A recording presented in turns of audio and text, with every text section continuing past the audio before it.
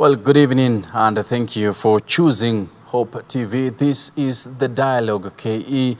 Tonight, it being the 16th day of September 2024, we shall be having a very interesting conversation revolving around matters to do with politics. Remember, currently there is a rift between Deputy President Rigathi Gachagua and his boss, President William Ruto.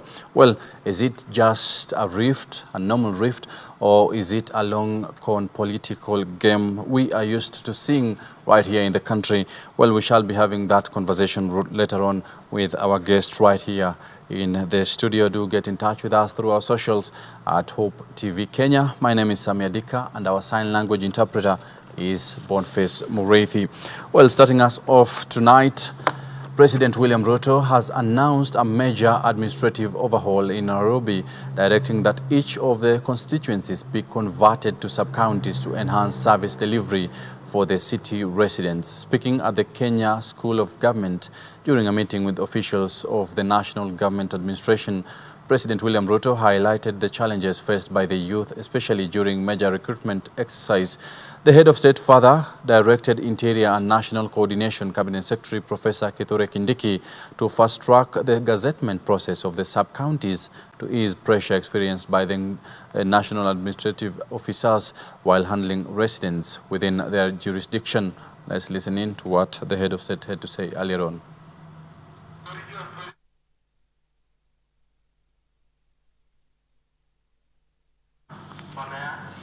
Well, we shall be taking a look on that later on, but moving forward, the government is fast-tracking development projects across the country to accelerate the country's transformation and improve the quality of life for the people of Kenya in line with its bottom-up economic transformation agenda, well known as BETTER. Speaking in the company of Cabinet Secretary for Roads and Transport, Davis Chirchir, while commissioning the newly constructed Kihara Police Station, Professor Kithure Kindiki, the CS of Interior, noted that called on politicians to shun politics and work for Kenyans. While noting that the police form a very important part of the society, the Interior CS further pledged 3 million Kenya shillings to equip the newly built police station set to curb cases of insecurity within the area. Unajua mimi ni mtu ya usalama na kazi yangu ni kuhakikisha kwamba nchi yetu iko salama, mambo ya serikali inaenda sawa sawa. Hiyo mambo ingine tutaongea wakati huo ukifika. Kwa hivyo mimi nawashukuru sana, napenda vile mmekaa kwa amani, napenda vile mmetupokea hapa. That is how people stay. You stay in unity. When a project like this comes, you must embrace it. Mradi kama huu kikuja, ujue ya kwamba hii barabara haijengwi mbali, inajengwa hapa. Faida ni sisi tutapata.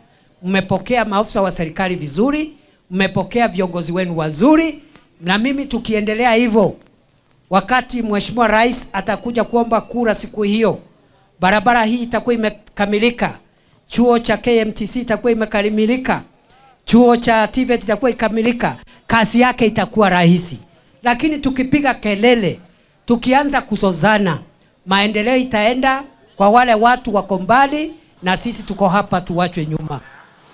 Well, away from that, now on matters health, the Ministry of Health has reported that over 1.2 million Kenyans have registered under the Social Health Authority ahead of the full transition from NHIF to SHIF, beginning the 1st of October 2024. According to Health Cabinet Secretary Deborah Mulongo Barasa, in the country, or rather the country, will play a big role in eliminating unnecessary delays, which she says will help curb fraudulent claims as witnessed before under the NHIF. Speaking during the launch of the nationwide training initiative on the new service provider portal, CS Mulongo called on combined efforts by all stakeholders to ensure a smooth transition to SHIF, which is said will improve access to affordable health services for all Kenyans. Mulongo further noted that SHIF rollout will continue as planned by the government, as the ministry acquired a stay order against the judgment that declared the health laws unconstitutional. So far we have more than 1.2 million who have registered, but we hope to transition the ones in NHIF, and also we hope to identify the indigents using the Ministry of Labor and Social Protection, and then again we want to onboard others in the informal setting. We do acknowledge that if you go through the ruling, the judges appreciated the Ministry of Health on the shift, the policy shift, where we want to bring everybody under the umbrella of the Social Health Authority. We did public participation. The National Assembly also did public participation. However, since we have been given a stay order, we are therefore proceeding with implementation of the Social Health Authority Act and the Digital Agency Act. So we are basically implementing on the basis of the orders that were granted by the court itself. Well, now on the corridors of justice, Chief Justice Martha Koome has strongly condemned the decision to withdraw High Court Judge Lawrence Mugambi's security details over the weekend after they were disarmed. Chief Justice Martha Koome further noted that the actions are against Article 160 of the Constitution, which emphasizes the independence of the judiciary. The move has raised eyebrows as it comes barely 2 days after Justice Mugambi on Friday last week sentenced Acting Inspector General of Police Gilbert Masengeli to 6 months in prison after being found guilty of contempt of court. This deliberate and punitive measure represents a direct assault on judicial independence, an affront to the rule of law, and a violation of the principles enshrined in our Constitution. Article 160 of the Constitution unequivocally protects judicial independence, stating that the judiciary is subject only to the Constitution and the law and shall not be subject to the control or direction of any person or authority. Additionally, any benefits or conditions of service related to a judge's position, including their security, must not be varied to their disadvantage, particularly in retaliation for the lawful execution of their judicial duties. Security for judges is an accrued benefit that cannot be withdrawn whimsically. If dissatisfied with a judicial decision, the appropriate recourse is to appeal to a higher court. Indeed, we are aware that an appeal has already been filed and is waiting to be heard and determined. We caution, however, that retaliatory measures against a judge or judicial officers have no place. Now, the Kenya Medical Practitioners, Pharmacists and Dentists Union, KMPDU, and the Center for International Corporate Tax Accountability and Research, through a report, have raised questions over how funding meant to improve Kenya's health sector is being funneled to European for-profit health corporations.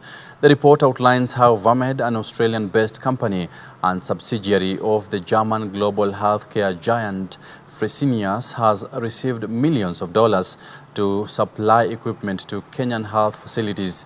KMPDU now claims that VAMED's contracts, which the Kenyan government have added to Kenya's crippling international debt, while shifting scarce funding away from public health. Many counties, the Elgeyo Marakwet County that we did the project in, Baringo County, Makueni County, all indicated, even Nandi County, all indicated whereby the projects were done, but there was no knowledge of the county governments on anything or any information regarding these projects. And any information regarding it was not there. The equipment was supplied, and some of the workers were taken to Finland for training, but there's no any budgetary information on this. We just came to realize through the investigation abroad that some of these funds are actually debts that the government is taking.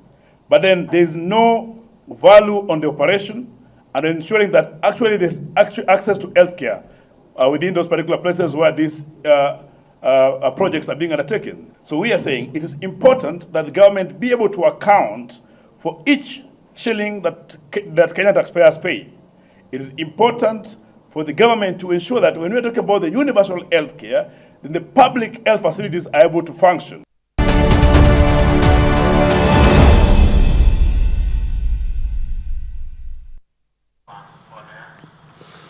And KCB RFC has shifted its focus to the 15th version of the game, expected to kick off in November after finishing third overall at the just concluded 2024 National 7th Circuit in Nakuru.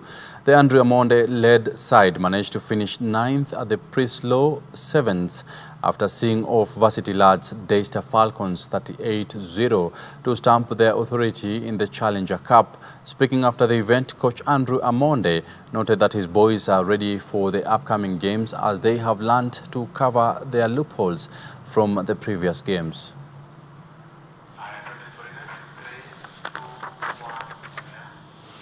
And away from that, the preparation of AFCONs, now President William Ruto says that Kenya will be ready to co-host the Africa Cup of Nations AFCON tournament in 2027, noting that the renovation of Kasarani and Nyayo stadiums and construction of the brand new Talanta Sports City Stadium are progressing well. In a meeting with the Confederation of Africa Football, President Patrice Motsepe, State House Nairobi, President William Ruto noted that his government is committed to ensuring that Kasarani and Nyayo Stadia will be ready by the end of this year for African Nations Championships 2025, while Talanta Sports City Stadium will be completed by December 2025 for AFCON that is set to be hosted in 2027.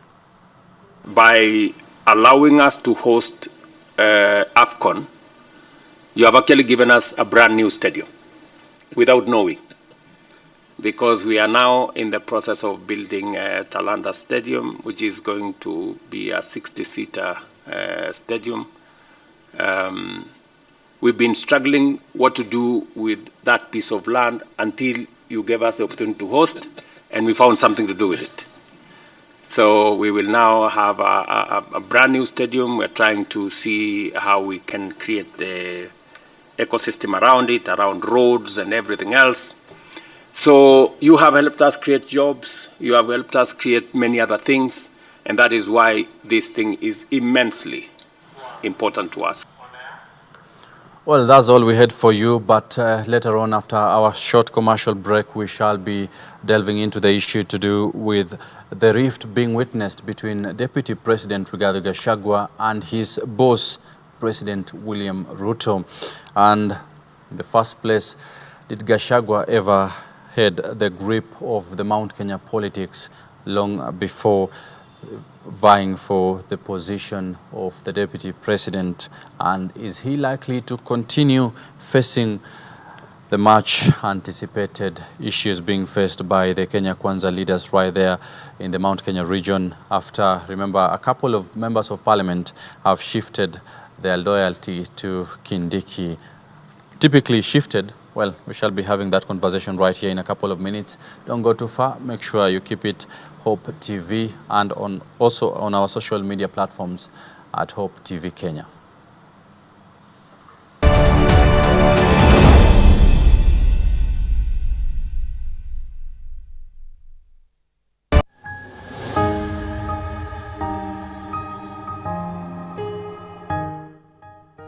My name is Sylvia Koth. I'm a minister, the gospel through music. I do sing. I do lead worship in Deliverance Church, Donholm. That is where I fellowship. Yeah, I also mentor other ministers, other upcoming ministers through music, because I've also done music as a career, and music is my is 80% of what I do. Lately, I've started venturing into fashion and design. I have a passion for, design and making new things. So I do make clothes, and yeah, that is what I do basically. I hope I've been listening to it since my primary level. Yeah, that is way back in 2006 till to date. The reason as to why I started listening to Hope FM and Hope generally, it's because of the impartation, being a music minister, there is the level of music, the level of music you always want to relate with. And I found Hope to be one of the stations that will really find what my spirit would really love, especially through the, worship hour that is from around 10. And the breath of heaven, the worship. I got to be inspired with a lot of different songs, inspiring songs that I was like, wow. Yeah, so Hope really got to get my spirit in terms of the songs that they really played, and it would really bless me. Yeah, and the programs during the day, I tell you, I wouldn't want to get out of my radio or my TV, especially radio, for any reason. Yeah, so even my family, they got to really laugh because I would really ningesikiza kutoka asubuhi mpaka usiku, and they were like, okay, I think there's something there. And it has also really inspired my music journey, and also the way I even, compose my songs. I would really get inspired and to really pray through listening to Hope, and God would also deposit songs in my spirit through Hope. And by that, I would just say something about Hope, that God has really worked through them to inspire my life. One thing I can say is that for the longest time I've been listening to Hope, is that Hope is not just a station, it's a station that is led by the Holy Spirit. Because at some point, the moment you plug in or you just, tune in, there's always something for you at that moment. Something for you, you are like, wow, did these guys know what I'm going through? Yeah, so it's like the Word of God, the Word of God is never wrong. So the station that is led by the Holy Spirit it's something that you will always want to relate with.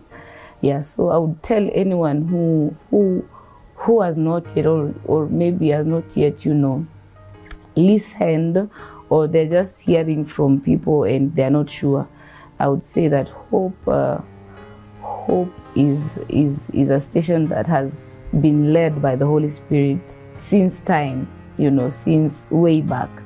And God has worked through them to impact lives, impact marriages. There's also a marriage session that goes on during the day.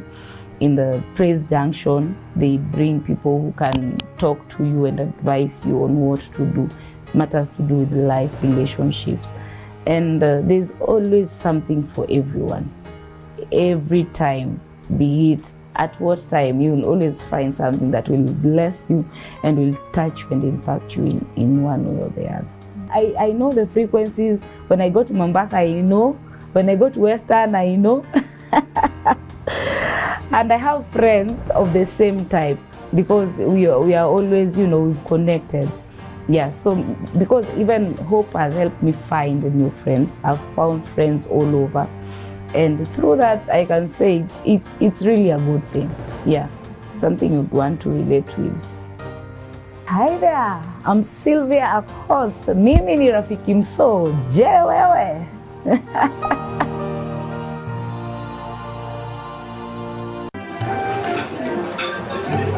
I've actually been trying to find a balance.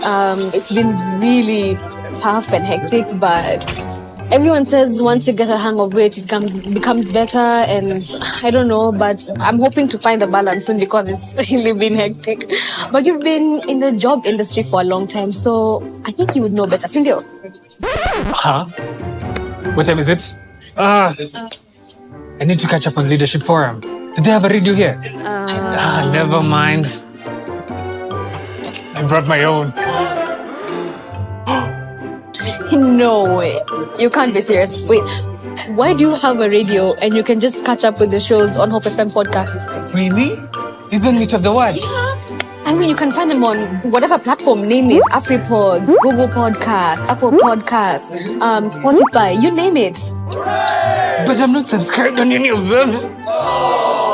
So no worries. You can just check out the latest episodes on hopemediakenya.org. You can now listen to select Hope FM programs on your favorite podcast streaming platform or directly on our website, www.hopemediakenya.org.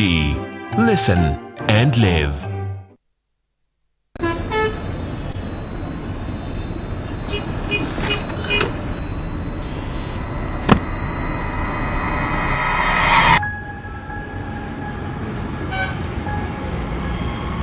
Rafiki soul is the promise of a hand that reaches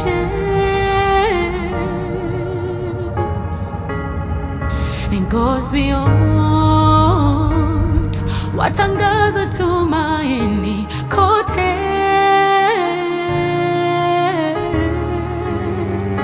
I'm forever grateful. Ninashukuru ukarimu, ukarimu. I'm forever grateful. Ninashukuru ukarimu, ukarimu.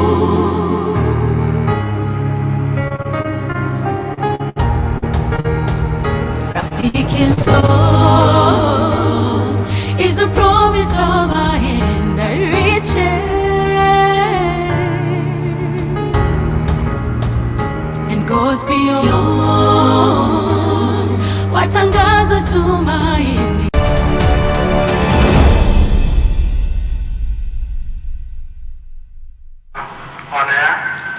Well, welcome back to the Dialogue KE. Right now, we will be delving into our day's conversation, trying to understand and make sense of what is happening in the Mount Kenya region.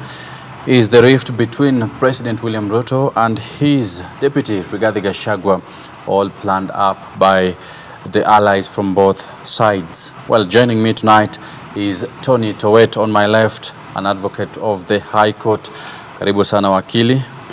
And thanks. On my right is Thomas Ogendo, also a political analyst who will be helping us make sense of what is happening in the Mount Kenya region and just breaking it down. Remember, what we're asking tonight is Gachagua losing his political grip of the Mount Kenya region. Well, Wakili, what is your thought on that? Is Gachagua really losing his grip of the Mount Kenya region politics? Learning from the past, I think we can look at it in two ways, because so many times there is a lot of things that are going on in the country. Yes. That we could say that some of the things, are being done so that maybe people could shift focus from what really is the main things. Yes. Another thing is that in politics, 24 hours is a very long time. Yes. And people can shift political allegiance, in a very short time. Another thing is that, when you mix dreams and the job that you have, those two normally, they compete. They are competing interests. Yes. So for the deputy president, I want to say that maybe he has dreams that he is trying to execute, just like the president when he was a deputy president too. He had his own dreams that really made them fall out with the boss, and that's my take. Yes. Yeah. An interesting one. Now, I'll come to you, Thomas. We do understand that Deputy President Rigathi Gachagua doesn't really have a long history in politics apart from leadership that is under the administrative offices he held before. Starting us off, did he have a political grip of the Mount Kenya region, or is just a factor of him being a deputy president that gave him that power? Okay, thank you so much for that question. Gachagua having a political grip in Mount Kenya, that is an understanding that in terms of elected politics, he has only served as a one-term MP. that is from 2017 to 2022. So that one doesn't give him any advantage in terms of understanding the elective political landscape and the risk associated with it. Then again, we also need to understand one thing, that it's a notion that Gachagua has much experience in terms of the public administration, that is as a DC. But we are forgetting, this was a personal assistant of an elected leader.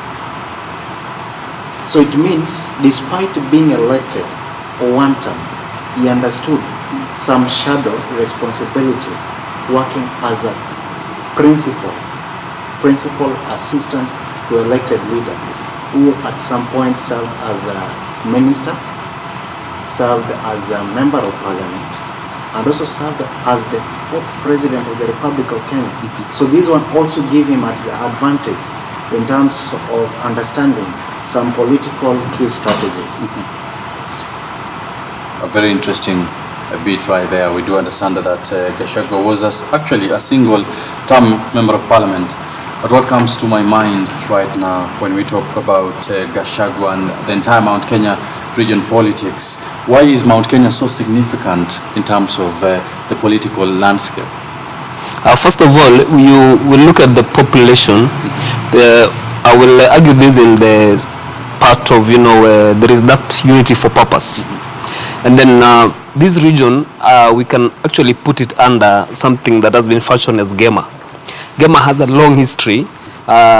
Few months before the fall of the founding father of the nation, yes. We had it was a vice president then. His coming to power was really, I will say it was stifled, although he became successful. But we saw people, if you read the books of history, you saw people coming together, fashioning themselves as Gema, and then they wanted to remain with the power. Fast forward to now, is that Gema in itself has never been, it has never lost relevance. Because if you look at the unity for purpose, they are the only people, apart from, of course, Rift Valley, apart from Nyanza, who vote as a bloc. So you have to really understand the power they hold. And as Ogendo has said, there is one thing about being a leader, a venerated leader. And there is another thing about, being in the corridors of power, where you are someone like a personal assistant, and you have understood the dynamics of power so much so that you can be able to leverage on it to be able to push your own agenda. And my take is, Gema is very strong. And in as much as it is not being led by a venerated leader, we can say that once a people unite and then they choose a leader who they believe in, and they never remove their support from the back of that leader, that leader remains a powerful leader. And in as much as we are seeing gimmicks that, another person is being now maybe supported, I would say that this is just a political play. Because, in every political, I'll say, adventure, they are pawns to the game. An interesting one. Now, you've just brought up the issue to do with it might be a political game they're trying to front. Recently, we had the issue that actually has brought the rift that we are currently experiencing, the Nyahururu Declaration, where 69 legislators from the Mount Kenya region, the entire Mount Kenya region, declared that Kindiki will be their link between them and the executive, basically downplaying Deputy President Rigathi Gachagua's position in the government, the Kenya Kwanza government specifically. Is it just an issue to do with Gachagua? Is he the kingpin of the Mount Kenya region, or is just an issue to do with trying to play around with Kenyans? Because he's brought up the issue to do with, it might be a political game. Thank you. And starting us off, who is the kingpin of the Mount Kenya region? When you talk about the Gema community, yes, you are talking about a very special community in terms of explaining the history of this country. We are talking about people Yes. who understand the importance of unity of purpose. We are talking about community which understand the importance of political participation. We are talking about a community that clearly appreciate the values developed out of our elective system. So talking about the kingpin, we have to also look at the history. What qualifies somebody to be again a kingpin? Understanding that they have had, out of the 5 presidents, they have had at least 3, and 2 have consecutively followed each other. So it means after 20 years, this is the first time the Gema are experiencing a gap, in the sense that they are having somebody in the front line who lacks what we call elective political experience.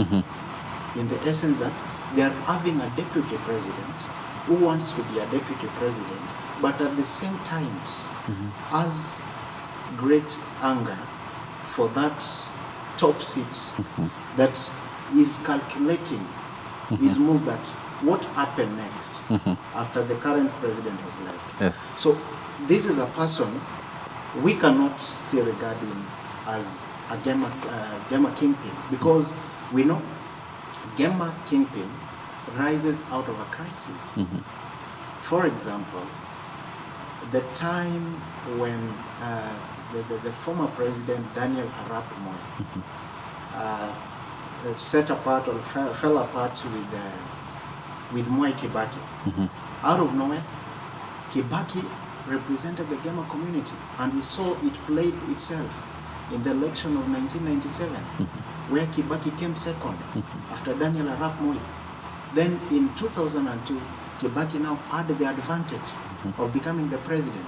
So for now, it is not that easy to declare this is the specific Gema kingpin.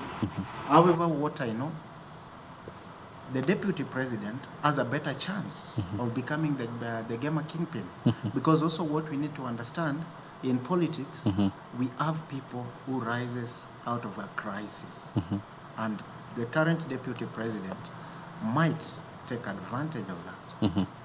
If he calculates his moves right. He's bringing in the issue to do with deputy president being, or rather having that thought of what after the current president. Who takes up, you brought up the issue to do with the dreams. Is he being over ambitious? Is the idea of, or rather the fear of 2032, who will take over after President William Ruto? Will our people lose this thing? Because for him, he insists that it's about our people, it's about my people. First of all, Mr. Ogendo has pinpointed it well that, you know, Gema as a region has raised 3 presidents, right? So with the political dynamics, you know, that are at play, and, you know, and the person of the president, of course, all of us know that, you know, the president has been able to pass through a lot of betrayals to be who he is now. And to say that now someone is going to take up, you know, the leadership of Gema, there is one thing that is a pitfall there. There is the presence of Uhuru Kenyatta, who has never really exited the stage. And then we have, of course, the deputy president.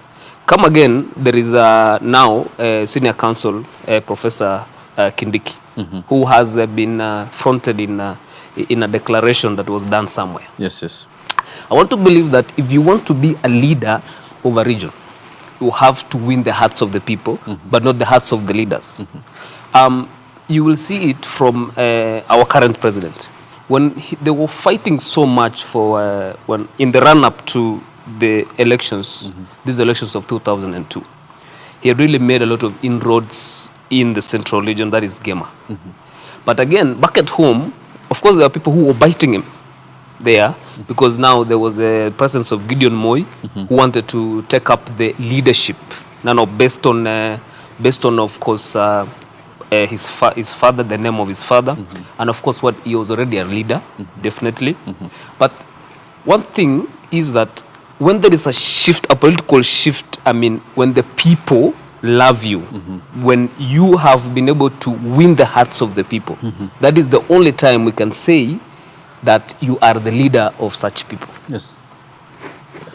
Talking about winning the hearts of people, we have seen a number of youth, a number of elders also coming up, and we understand that they also have a say when it comes to matters determining how the political wave.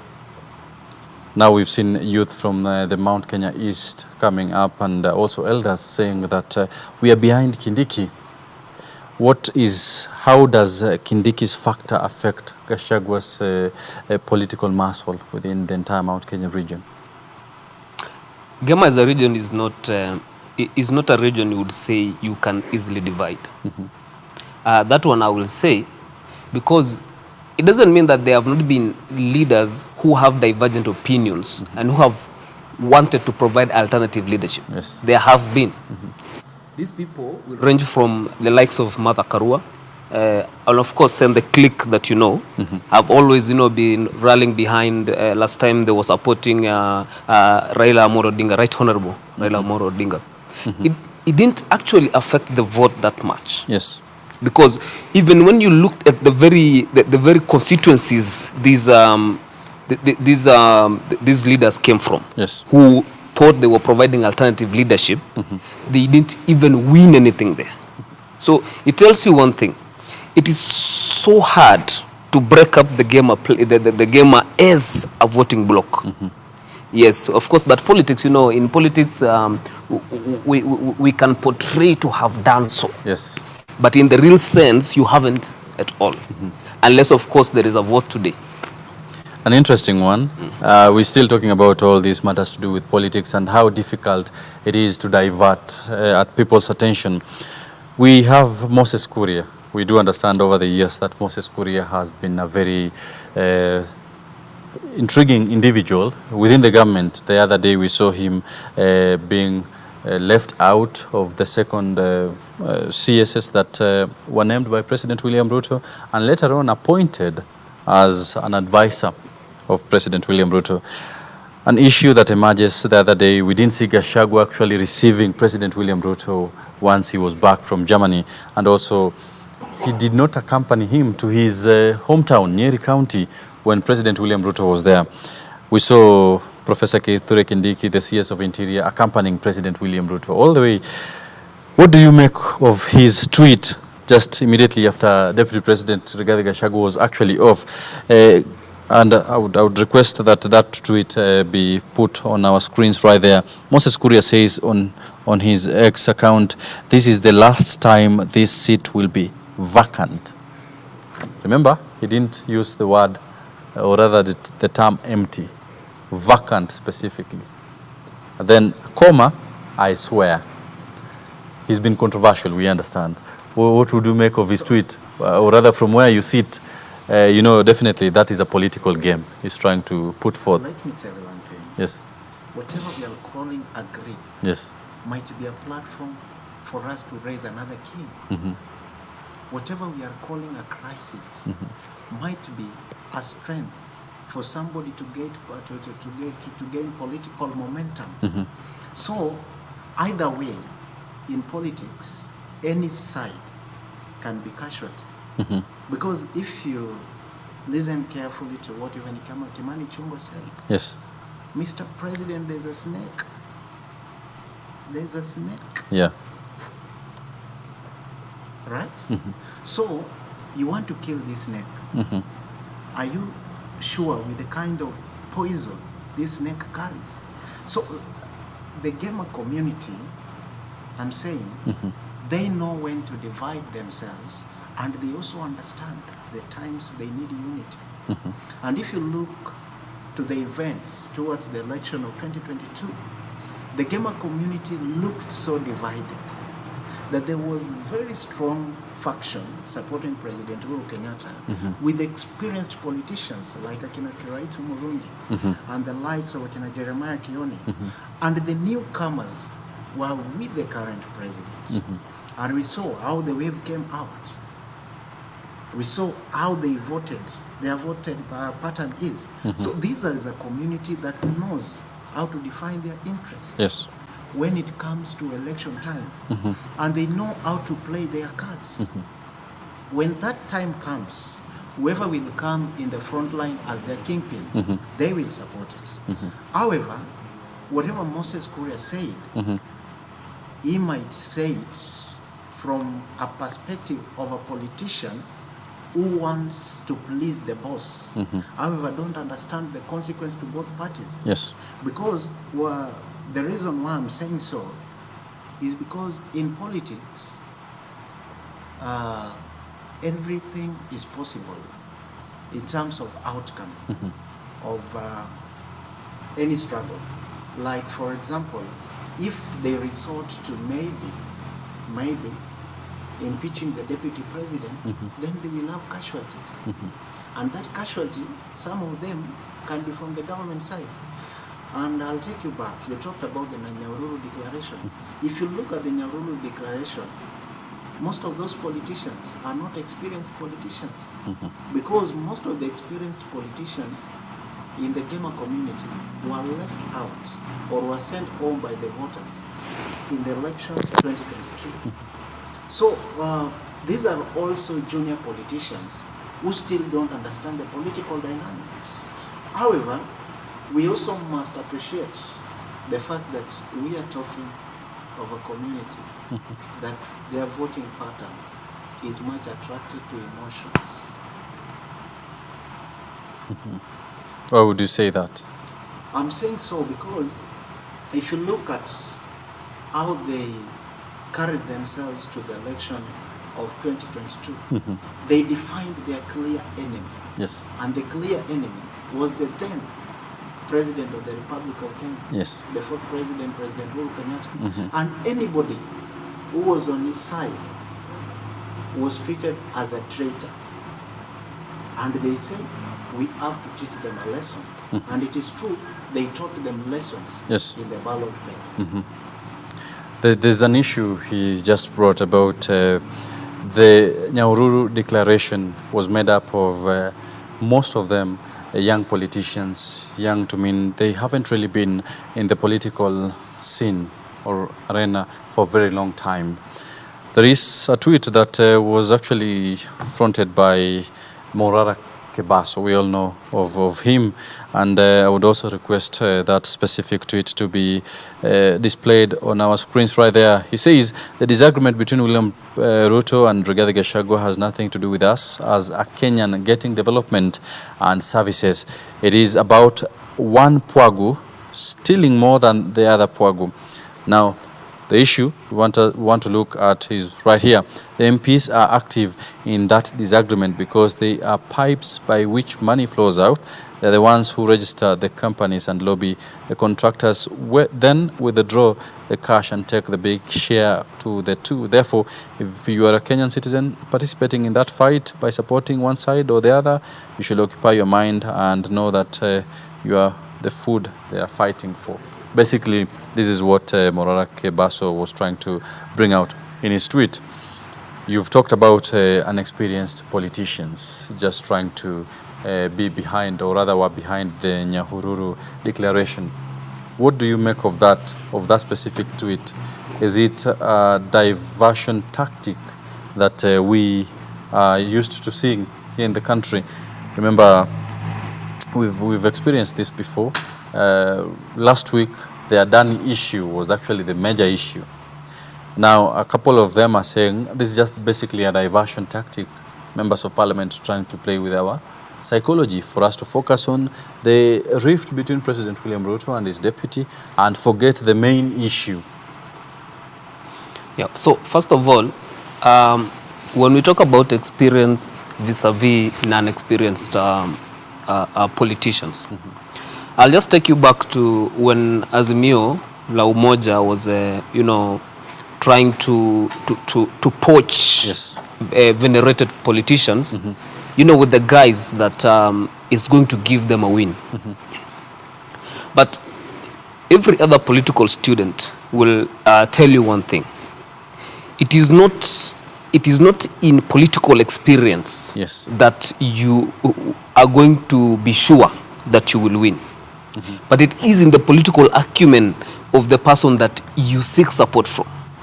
If these young individuals who were in Nyahururu, giving that declaration, are to be likened to the persons of Kimani Chungwa, the persons of Ndidi Nyoro, who, despite political persecution, stood behind our current president.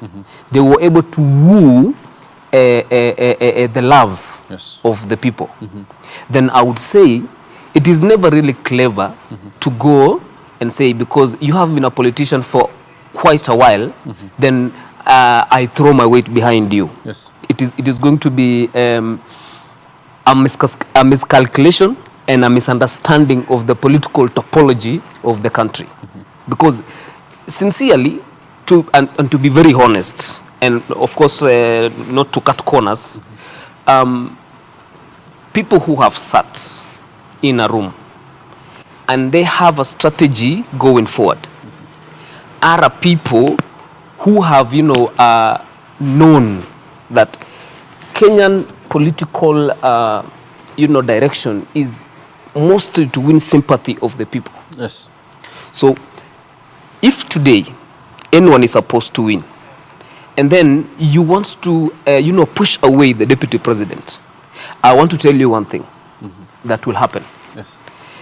The deputy president will simply go back to his, and you have seen the phrase usuguse murima. It really has something behind it, because this is a man that has fashioned himself to, of course he is the deputy president. Everyone expects him, of course, to represent the whole country. But for him, he knows where and when to die the cast. He knows who to talk to and how, of course, how to move, because he knows that if he has a block of gamer behind him, definitely such a man is not a man to be wished away. Interesting. Now, are you trying to say that he's reading President William Ruto's script when he was the deputy president? I don't know if he's reading it properly, because the person of William Ruto, just to say, is that he is a man that learned from when there was a betrayal that happened even before this betrayal he got with Uhuru.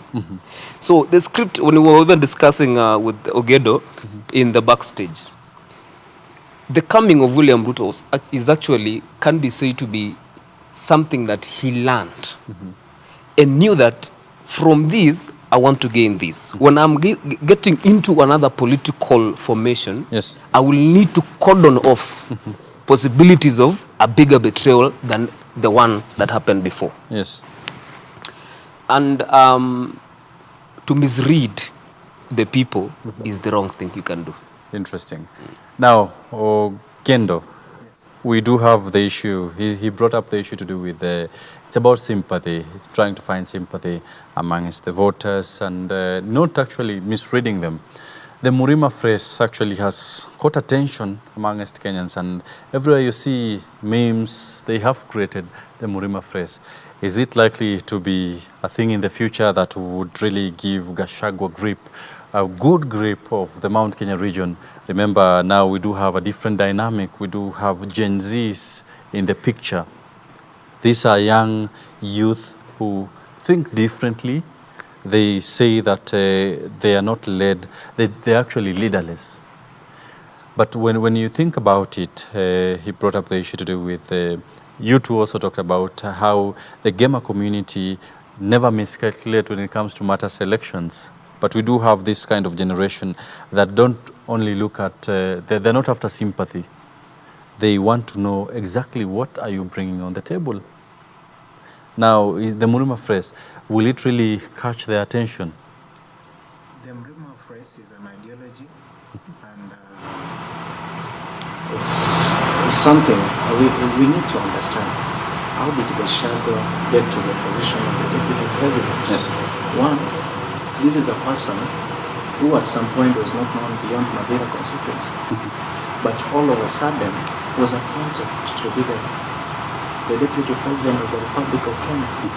So one thing Gachagua understood, politics in Kenya has been local for the longest time, until the Gen Zs brought in a new narrative. However, what the deputy president also wants to accept is that the Gen Zs existing in the current political space also brought a new dynamic in the interpretation of our politics as a country. However, for those who believe in the community and local politics, they might opt to buy the idea of the deputy president. For the few who fall in the class of the Gen Zs that are actively engaging in politics, and actively means have voting cards and have that accreditation in terms of going to elect their different leaders. They will tell you politics has took a different course ever since the Gen Zs existed in the space. So the Mlima narrative, it's going to have impact, of course, and I will still repeat, in what we are calling a grape, a king might rise out of it. Interesting. I know you are an advocate of the High Court. In case he talked about the issue, in case they decide to impeach, or rather to get rid of Deputy President Rigathi Gachagua from his position, is it possible, and how do you go about it from the perspective of the law? You see, impeachment is something you do in Parliament. The same reasons you would use to impeach a president, you use it pari passu in impeaching the deputy president. First of all, there must be gross violation of the constitution, maybe misuse of power. Of course, you have lost your mind, you die. Okay? But would we have any grounds to impeach deputy president? That is the elephant in the room. Would we have? He has never publicly gone against the president that you can say that this one has taken a different angle from the president, so that you can now say these people, you know, they do not meet in aspirations and the dreams, because what brought them together is their dreams and aspirations for the people of Kenya. Yes. If you look at the thresholds that which you can impeach a president, is the same. I've said it's of course used to impeach also the deputy president.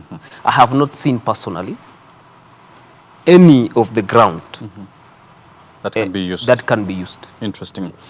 Now, Faith Kaulu is asking if presidential candidates are obliged to pick a deputy of the opposite gender.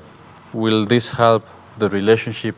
We do understand that this is actually not the first time we've seen deputies, starting with the former government, President William Ruto, and when he was the deputy, together with the former president Uhuru Kenyatta, there was that rift. We are now seeing it with the deputy president, Rigathi Gachagua, and the president in their first term. And actually, we've seen this position actually having an issue all along. Even devolved units have the same problem.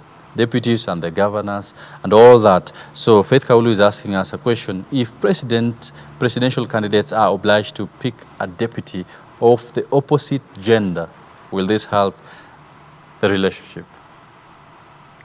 At some point I'll say yes, because I'll take you through the evolution a bit. And the few governors who took their female, the female gender as their deputies, they've never had issues. Yes. Apart from Kisumu County, that is from 2013 to 2017, with the governor Anguma there, and the current women rep of Kisumu. Of course, these were two people with almost equal political muscles. So that one can be advantage and a win for democracy, that will be having agenda balanced in the top space of leadership of this country. But again, it will also help us to caution the political temperature that results as a result of a political mass following from what we call the backyard. Yes. Because it is believed for you to pick a male deputy president, and actually it has happened this time in history, that it's one of the unique times whereby we are having a one-term member of parliament becoming the deputy president of this country. So this is somebody who doesn't have a political follow-up beyond a constituency. So having female deputy president will help us to caution that. However, we must also take into perceptions of the community, because anytime somebody gets to the position of the deputy president, the next thing you start thinking of is becoming the president. Yes. So how will they address this conflict of interest and at the same time political ambition? Because it is believed once you have become the deputy president, the only position you can run for is the president. Yes, an interesting one.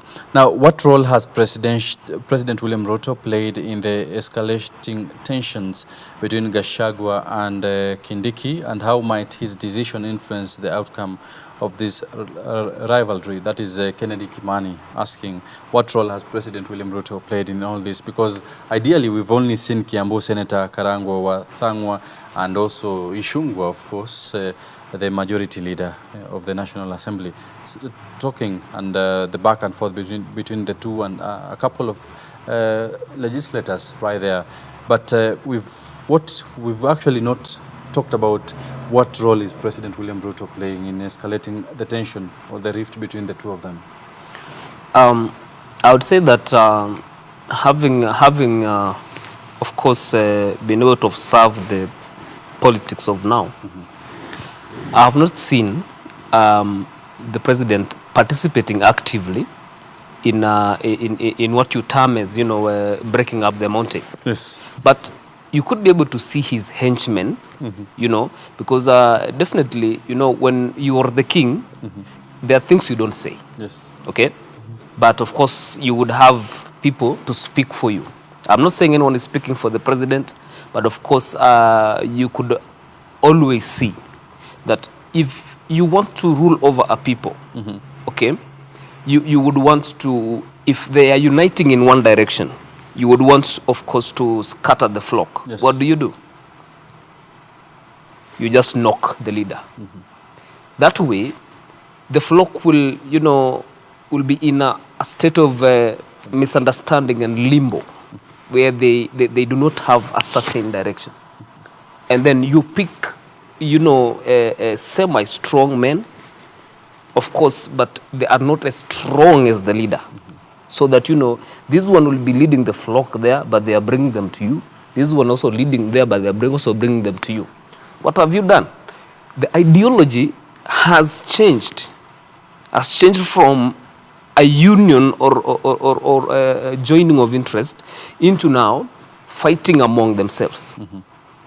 What you have done is you have simply controlled them. Now, are there any indications that this conflict could spill over into other regions, potentially destabilizing the national political scene? And are we likely to see any new political alliances from Mount Kenya as a result of the Gachagua-Kindiki rivalry? And what would that mean for the UDA party's cohesion? Are we likely to see this going beyond Mount Kenya? Yes, we'll see that going beyond Mount Kenya. Because one, you asked a very significant question, that what role has the president played in escalating the rift in the game? One, if you look at the formation of the political alliance that resulted to the Kenya Kwanza winning an election, it was born out of a crisis and an enmity perspective. One, they're not our friends, we're not meant to mingle with them. So when the oppositions had divergent opinions with the ruling coalition, of course, other parties or other forces had to come in, and the mediation process started. So as a result of that, people who were perceived to be enemies are now in government serving. Yes. So one, the dog that was given the biggest responsibility to man the gates has now been told, no, you'll have to go back to your cage, rather your kennel, so that the guest can come in. Let us welcome the guest. So in that process, this dog feels that I've been betrayed. Yes. That the people whom I was told are our enemies, my dad is now eating with them. So how will I face these people? And yet we did all manner of things. So president, by the fact that presidents did the good thing out of national unity, it was misinterpreted and resulted to other things. Yes. And that one leaves you with the fact that politicians must learn not to attract their political stability with a lot of emotions, rather with a lot of logic, and also understanding that at some point people will sit and agree as brothers.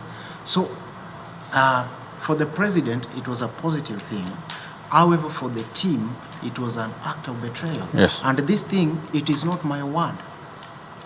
It is, these words were echoed directly by the current deputy governor of Nyeri County that said what changed about this so and so.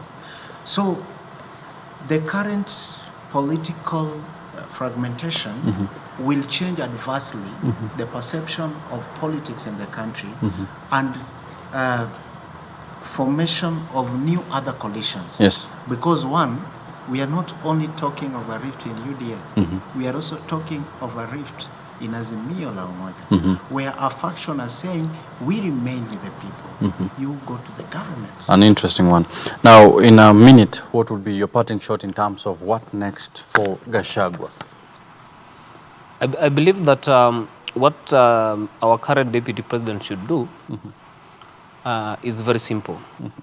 I believe that his the only thing that made him,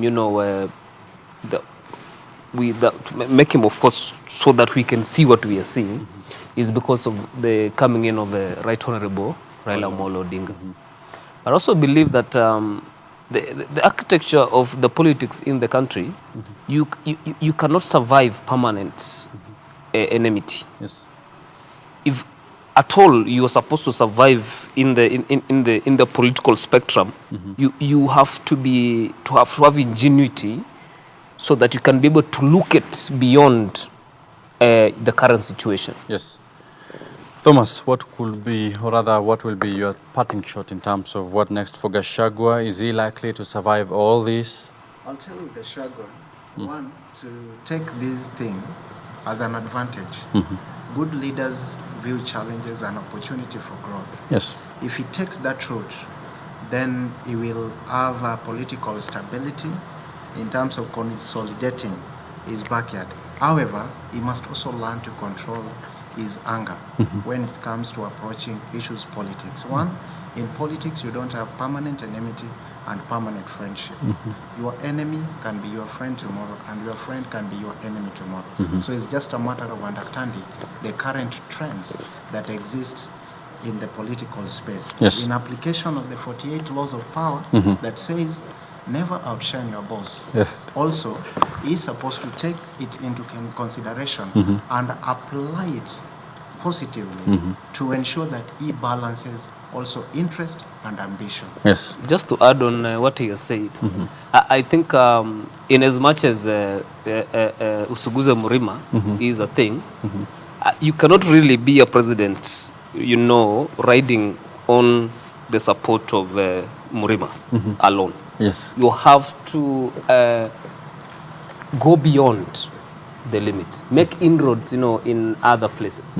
What Gachagua should have been doing right now, he should be making inroads maybe in Nyanza, making inroads in Western. Now we're bringing the NDF to come in. Yes. This is what I think our current president are really specialized in, and he has right now. If a vote is to be taken, of course, apart from what we are seeing, but I want you to understand that the voters are not basically from the municipality of Nairobi and all of them are not woke. Many people in the rural areas still believe in the president. Yes. And that is the truth.